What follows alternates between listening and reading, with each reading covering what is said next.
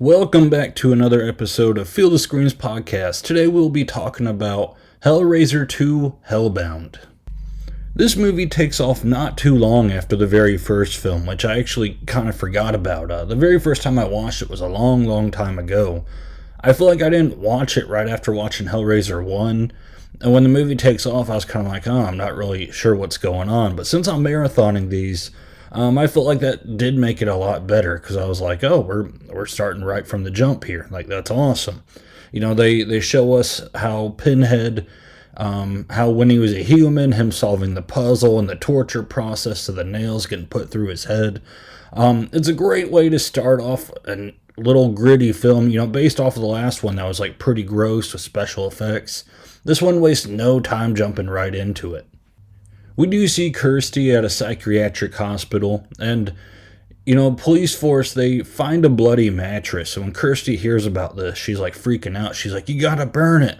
That's where Julia died. Like, you gotta burn it so that she can't come back. And part of me was like, from the events of Hellraiser 1, I mean, Kirsty did walk in on them killing some guy, and I think she kind of understood that they were killing him to regenerate Frank. But I feel like she put a lot of puzzle pieces together to come to that conclusion based upon that bloody mattress. I mean, I feel like if I were in her shoes, I'd be like, ew, yeah, like, throw that out. Like, you know, a lot of people got murdered in the house that night.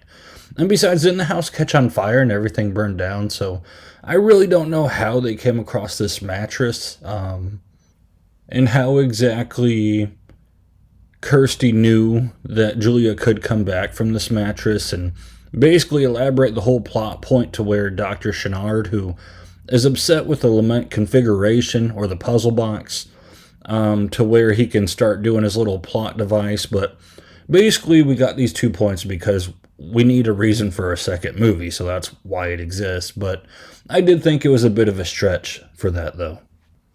I do think the best scene of this film is when Dr. Chenard, he brings in this guy who's mentally unwell.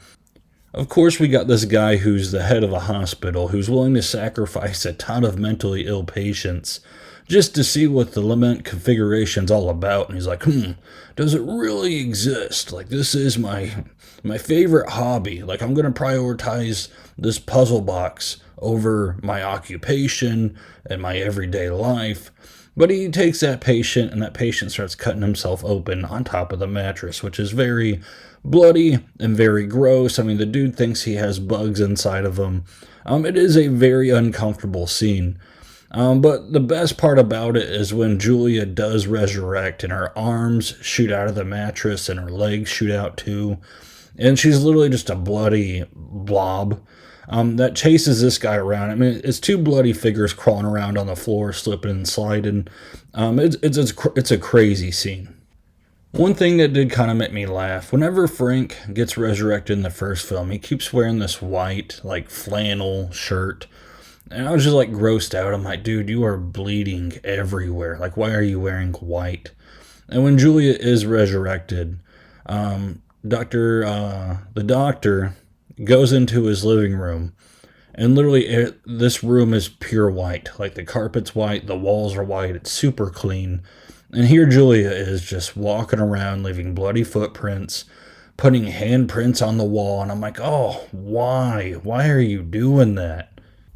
Then she takes a page from Frank's book, and she starts wearing white clothing on top of it. So she's just bleeding through her clothing. There must be something about just, I mean, I know they're going for the grotesque aspect, and they're like, man, these people are so gross and slimy and bloody. What if we just put white clothing on them so they seep through? Again, it was a theme of this movie, and it just made me laugh when it happened. I was like, oh, come on. Like, wear a black t-shirt or something. Like, maybe that won't seep through as much. The doctor decides to bandage up Julia to kind of help matters a little bit, because she does, like, punch a mirror. She's like, I'm ugly, and, like, punches a mirror. And he's like, oh, maybe I can bandage you up. So it's like she looks like a mummy, and then she has, like, bloody eyes and bloody lips sticking out of the bandages. And she's like, oh, do I look better?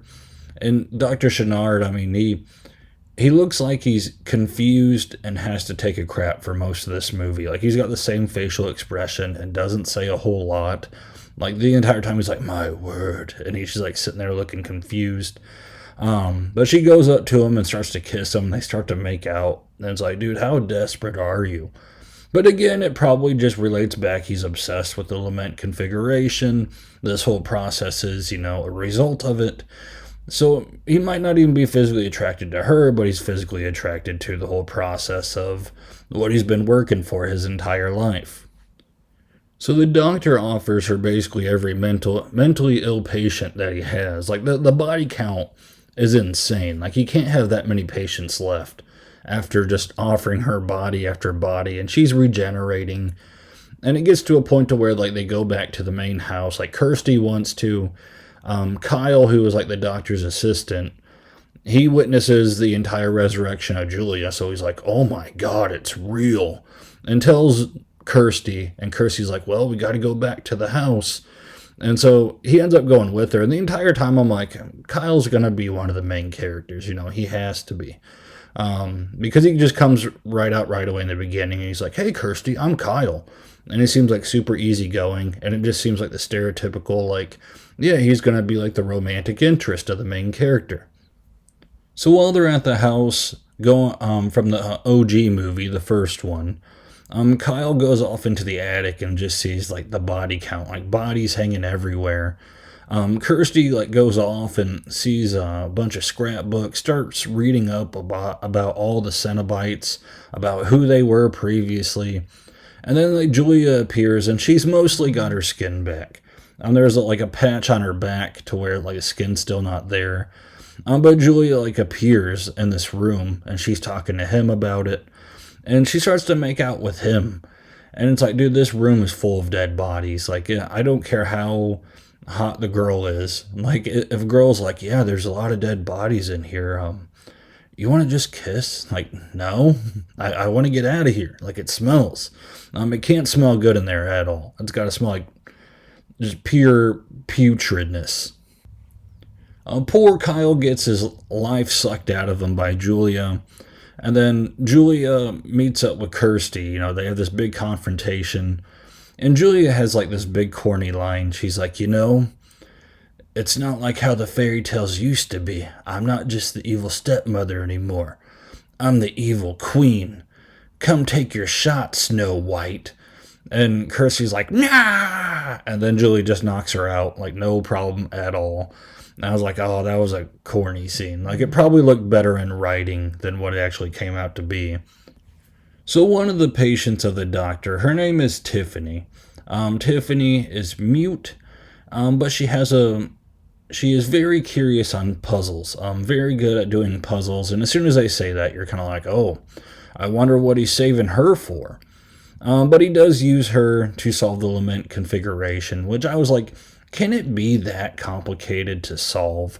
I mean, Kirsty did it no problem in the first movie. And she even learned to reverse engineer it at the very end while she's being pursued by Cenobites. So it can't be that difficult. But Julia probably did give him a heads up, and she's like, yeah, you probably don't want to solve it. Like, these Cenobites will show up, and they'll want to torture you and stuff. Try to find someone else to do it.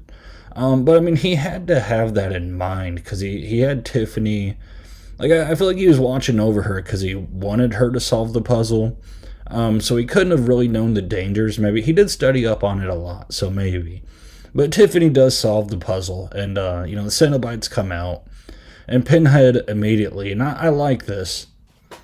He states that it is not the hands that solve the puzzle, but it is the desire. The person who desires to open the puzzle. That's who they go after. And I like that these Cenobites have these like set rules. I think that's a cool little aspect to them. Because then they're looking for, who made Tiffany open the puzzle.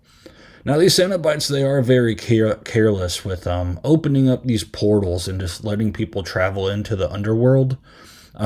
Kirsty goes in. Kirsty grabs the puzzle box and goes in. Tiffany wanders in as well. And then, of course, Julia and Dr. Chenard, they go in also. Now, while they're traveling around Hell, or Leviathan is what they call it, There's a lot of like cool, just trippy things going on. Like everyone gets their own little hell in this world. Tiffany, she sees a lot of things, and we get like a little bit of a backstory, but I couldn't really put my thumb on it. I mean, like it was her mom talking about like, please help my daughter. There's a hand going over her mouth. There's a baby with its mouth sewn shut. That was a very creative way. There's a clown juggling eyes, which I don't understand really that aspect. You know, they're like, oh, that'll be creepy. Let's put that in. I kind of got the vibes that Tiffany was mistreated at some point or something went wrong and caused her to go mute. There's a lot of theories out there, and I'm not really sure which one, is the point. Whenever Dr. Chenard, when he turns evil later on, one of his tentacles like kind of turn into like a flower. I feel like there's a lot of flower imagery. So yeah, if anyone has any theories on that, feel free to comment that, because I was just sitting there, I'm like, what does that all mean? But it was cool stuff. We get Kirsty, who wanders off. The Cenobites run into her, and like they're like teasing her. They're like, Kirsty, like when are you gonna let us like experiment on you? Like, we're here for skin, not your negotiation skills. Eventually, they are like, you are free to explore, and they like let her go. Which these Cenobites, they steal the scenes. It's kind of a shame you don't see them that much in the first two movies, but when they are in the scenes, like they do steal the show.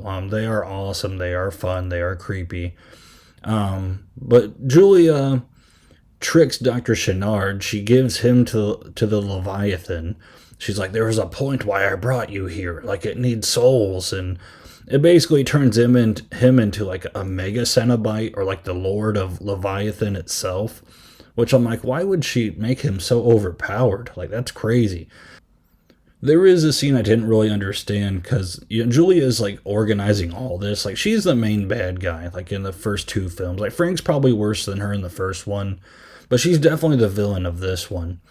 But there's a point to where she corners Tiffany and Kirsty, and she's like trying to get them, but Leviathan like does this trap where it's trying to suck them through this hall. And the wind is so strong it sucks Julia out of her skin. So like her meaty body goes flying away into Leviathan, but her skin is left behind. And I was like, oh, like there goes Julia. That was quick. I guess the reasoning for it is the actress didn't want to return for later movies. Even though they wrote the character like, yeah, she's going to be the main bad guy, but since she wasn't going to return, they're like, oh, I guess we just kill her. And that's what they did. Before that scene, though, there was a noteworthy scene of Kirsty runs into Frank, and we see Frank's hell. It's basically like these beds, like they open up, and like naked girls are under sheets, and they're like moaning and everything.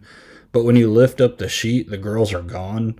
And, Frank's talking about, like, this is my hell, which is fitting for his character. Like, the dude's a total sleazeball. Again, he's touching his niece inappropriately, and he's talking about basically the things he wants to do to her.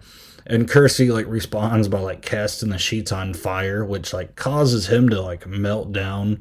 And he turns back into, like, Bloody Frank from the first movie. But then Julia appears, and she gets her revenge for the first movie and rips out his heart. So it's a nice tie back to the first of Julia getting her revenge, but she dies shortly after because of the trap of the Leviathan. So, yeah. Eventually we get to like this conclusion of where Kirsty and Tiffany run into the Cenobites again. And the Cenobites, like, they do this so much to where like they tell Kirsty, like, yeah, we thought about getting you, but we're going to let you go free. And then they'll like pop up later and they're like, yeah, maybe we'll just get you now, huh?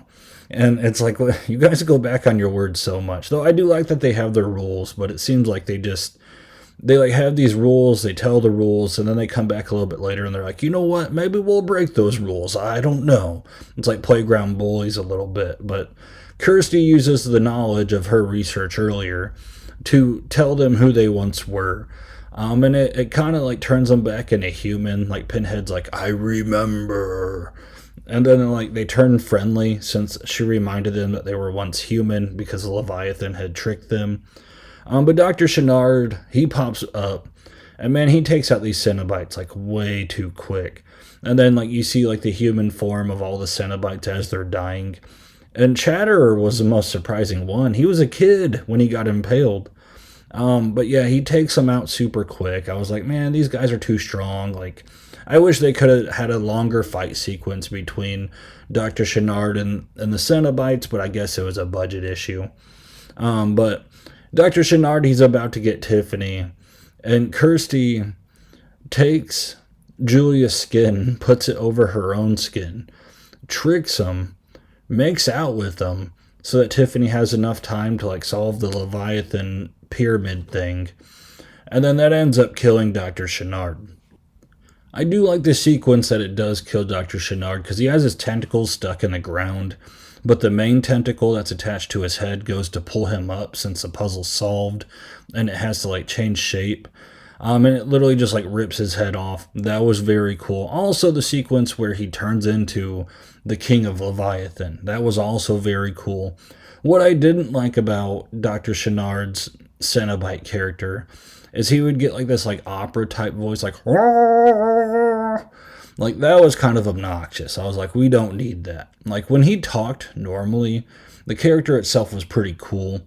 But whenever he went into the like pitch, I was like, man, that has to stop. Overall, I was pretty impressed with this sequel. I've heard Hellraiser has awful sequels, so I'll probably get into those later. I imagine they're coming soon because I feel like this is the franchise that is infamous with bad sequels. But you know, overall, the first two movies, like I feel like they're very good. They were kind of tight stories. There was some stretching in this one. The practical effects were very well done. There's even the bit, I even forgot to mention it while doing the review, like Kirsty sees like a bloody figure in her psychiatric room. And like, again, it looks gross and grotesque. And he writes, "I'm in hell, help me." And she thinks it's her dad, but it ends up being Frank. That was kind of a cool little twist there, that Frank was tricking her to go into the Leviathan. And the Leviathan itself was also like pretty cool. Like it had some gnarly stuff in it. It does fly a bit quick at you. Like there's a lot of stuff to process while they're in the Leviathan. And if you pick up this movie without watching the first one freshly, you're probably thinking like, what the hell is going on? Because again, like there's just a lot of things flying. And I feel like there's some details that like I wish they went into a little bit more, like Tiffany's backstory. But I mean, overall, like it's a fun movie. It's a gross movie. And it's what you would expect from a sequel of the first one. I also really like Kirsty as a final girl. Like I see a lot of flack online saying like she's not very good. Ashley Lawrence can't act that well. And yeah, sure, like she's not putting in Oscar-worthy performances, but like I don't think she's bad at all. Like I think she's a great final girl. I think she does her part really well. She almost reminds me of a young Winona Ryder. You know, like back in like the Beetlejuice days, but just like older. I don't like the way she acts with her eyes and her facial expressions. Like it does remind me of Winona a little bit. So I don't really get the flack to where Ashley Lawrence gets, but I think she did really well in these first two movies. Yeah, so this has been my review for Hellraiser 2 Hellbound. A lot of fun. A lot of stuff going on. Some stuff I didn't quite get, but I mean, like, overall, it's a gross, messy, fun movie, and it's fun to follow up on the first one. Like, it does really well if you watch the first one and second one back to back. I felt like it did a good job. So, yeah, that's been my review. You know, if you're still listening, I greatly appreciate you listening. You know, if you give this a like, it gets out to other people, helps out the channel. If you haven't subscribed, make sure you subscribe. And yeah, we're going to cover Hellraiser 3. We're going to see what that's all about. I haven't seen it, so I'm excited for it. So yeah, this has been the review. Again, thank you so much for listening, and until next time.